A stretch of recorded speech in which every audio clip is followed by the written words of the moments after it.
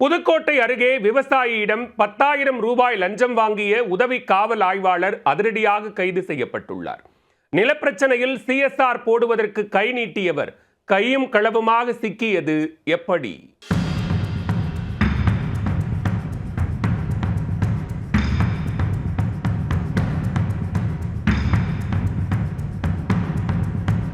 புகார் கொடுக்க வந்தவரை அலைக்கழித்து மன உளைச்சலுக்கு ஆளாக்கியதுடன் பணம் கொடுத்தால்தான் விசாரிப்பேன் என விதண்டாவாதம் பேசிய எஸ்ஐ கைது செய்யப்பட்ட காட்சிதான் இது.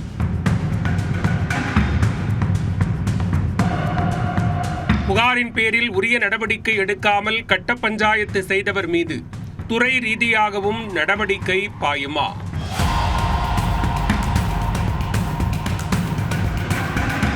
புதுக்கோட்டை மாவட்டம் பெருங்களூர் அருகே 12ஆம் பட்டி கிராமத்தைச் சேர்ந்தவர் வீரமணி.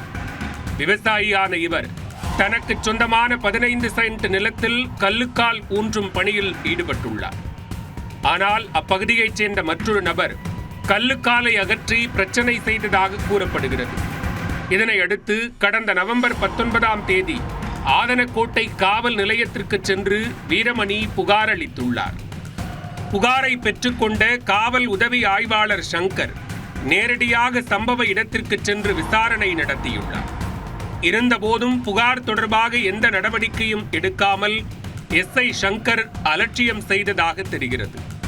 பின்னர் வீரமணி மீண்டும் காவல் நிலையத்திற்கு சென்று உதவி ஆய்வாளரை சந்தித்துள்ளார். அப்போது தனது புகாருக்கான சிஎஸ்ஆர் காப்பியை கேட்டுள்ளார்.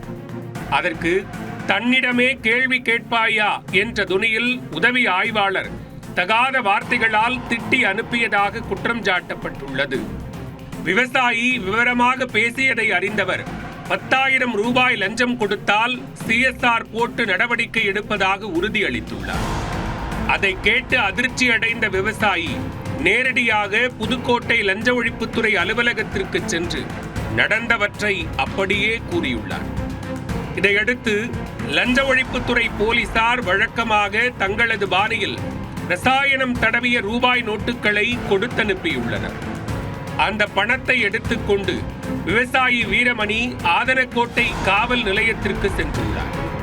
அங்கு உதவி ஆய்வாளர் சங்கரை சந்தித்து தனது புகார் தொடர்பான சிஎஸ்ஆர் வேண்டும் என்று கேட்டுள்ளார். அதற்கு லஞ்ச ஒழிப்பு துறையினரின் வலையில் சிக்கப் போகிறோம் என்பதை அறியாமல் பணம் எடுத்து வந்திருக்கிறாயா என்று விவசாயியிடம் உதவி ஆய்வாளர் ஆணவத்துடன் கேட்டுள்ளார்.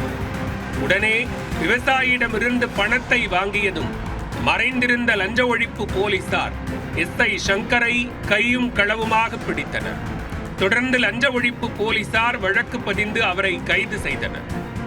இதையடுத்து அவரை மருத்துவ பரிசோதனைக்கு உட்படுத்தி நீதிமன்றத்தில் ஆஜர்படுத்தினர்.